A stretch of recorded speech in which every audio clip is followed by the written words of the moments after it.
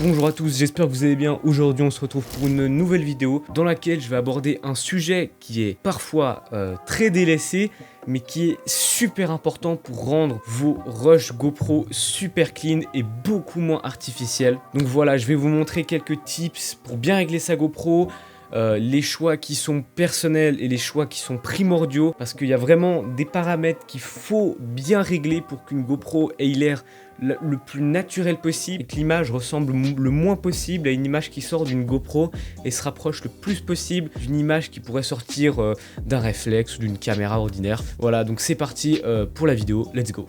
Alors moi c'est une GoPro Hero 8, donc tous les paramètres que je vais aborder dans cette vidéo, pour la plupart vous les avez depuis la GoPro Hero 4. Après si on parle de stabilisation, c'est vrai que la Hero 4 n'en a pas, mais en tout cas les plus importants seront sur quasiment toutes les GoPro. Donc là je parle bien évidemment de la marque GoPro, pas des contrefaçons ou des autres marques d'action cam. Donc hop, c'est parti, je clique sur mon logo, ensuite sur le petit crayon. Alors là pour la résolution et le nombre d'images par seconde, c'est un choix, vous faites ce que vous voulez. Moi je me mets en 2,7K 60 parce que je mets la résolution la plus haute possible en 60 fps, sachant que comme ça je peux faire des ralentis. Le montage final sera en 30 fps parce que selon moi c'est un framerate qui est très polyvalent, qui va très bien dans le domaine du vélo. Je trouve que 60 et 50 c'est aussi très bien. Certains diront qu'il y a moins l'impression de vitesse, je suis assez d'accord avec ça, mais c'est quand même très fluide et c'est quand même aussi agréable de pouvoir un peu se mettre à la place du rider en 60 fps, ce qui est un peu plus difficile en 30 fps. Par contre, tout ce qui est 24-25, selon moi, je trouve que c'est pas foufou. C'est trop... c'est pas assez fluide, il n'y a pas assez d'images, même avec un filtre ND. Le problème c'est que oui, avec un filtre ND, donc c'est-à-dire une sorte de lunette de soleil pour l'objectif de la GoPro, qui va en gros assombrir l'image pour pouvoir ouvrir plus l'obturateur et avoir plus de flou de mouvement, ça va un peu fluidifier l'image, un peu mieux coller les images ensemble pour que ça ait l'air beaucoup plus fluide.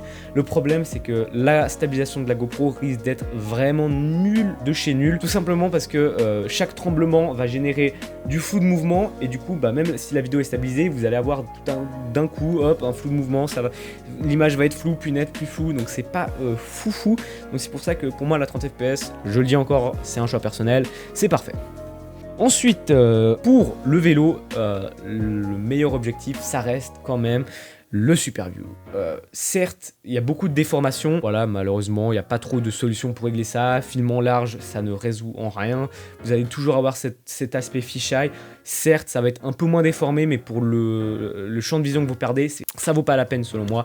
Donc pour le vélo, vraiment, sélectionner Super View, c'est le meilleur objectif numérique. Ensuite, Hyper Smooth, oui, si vous avez l'Hyper Smooth 1.0, 2.0, 3.0, vous l'activez toujours. Le boost, c'est pas très utile, sachant que si vous filmez sur un casque intégral, ça bouge très peu. Et l'Hyper Smooth de base va déjà aller très bien, et le problème du boost c'est que ça va crop dans l'image, ça va zoomer et donc ça va donner un champ de vision beaucoup plus rapproché et vous allez avoir moins d'informations. Donc Hyper Smooth normal.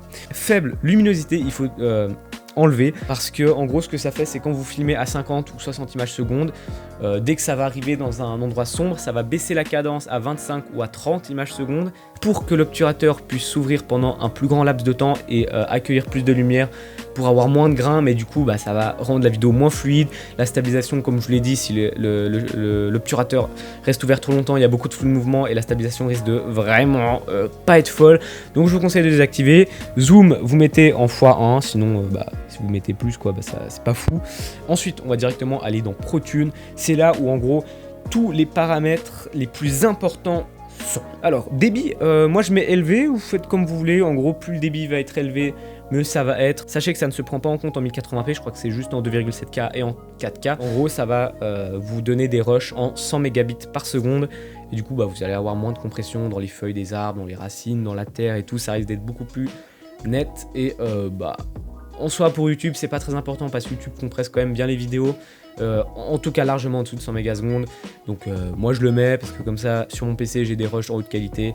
Et voilà. Obturateur, alors ça vous le mettez en auto, la GoPro le gère plutôt bien. Ensuite compensation de valeur d'exposition, je le mets en -1.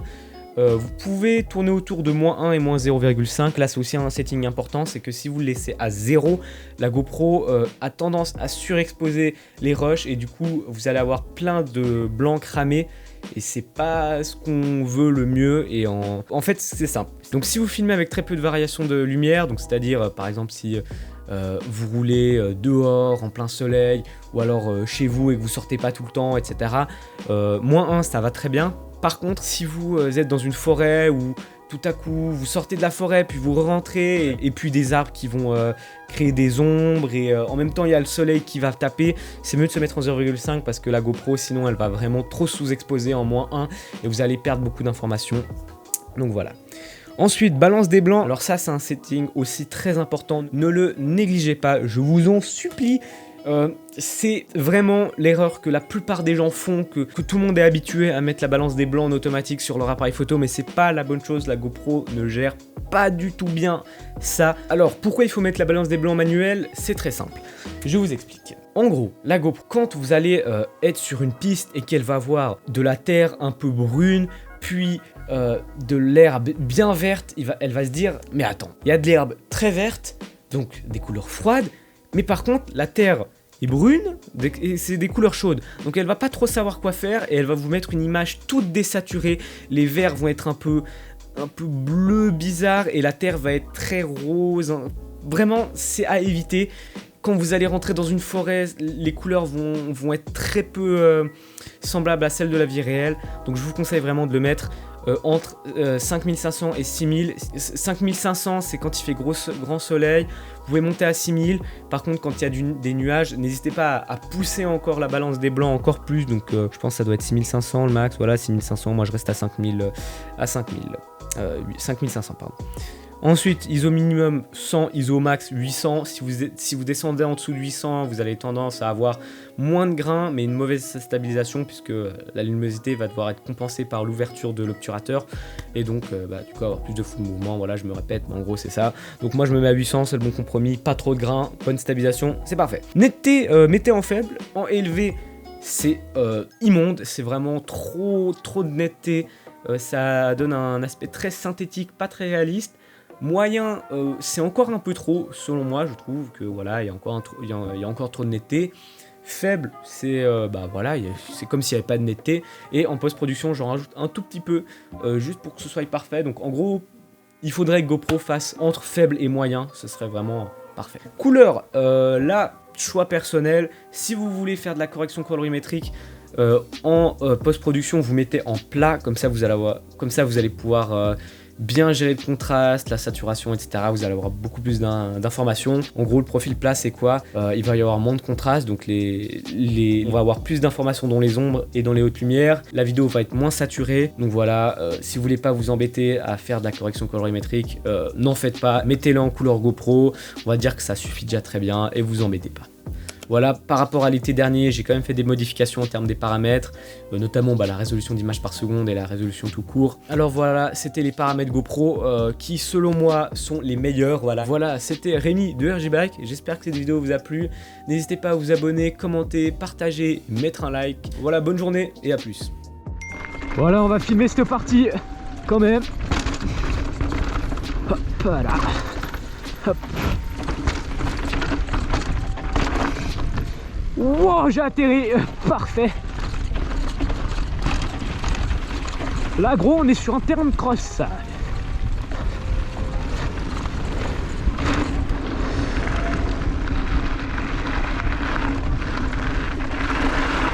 Waouh.